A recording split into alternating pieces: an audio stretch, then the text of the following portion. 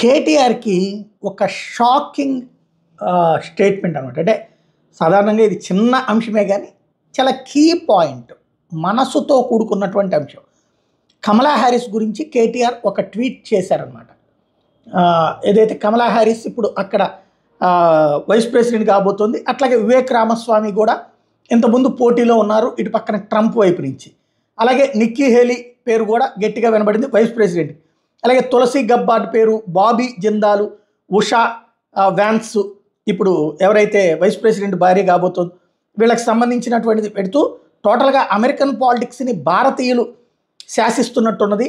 భారతీయులు ప్రతిభని ప్రదర్శిస్తున్నారు అక్కడ అమెరికాలో రాజకీయాల్లో అంటూ ఆయన స్టేట్మెంట్ ఇస్తే, దానికి ఒక వ్యక్తి పెట్టిన పోస్ట్ అమెరికా నుండి, because no one called us settlers here.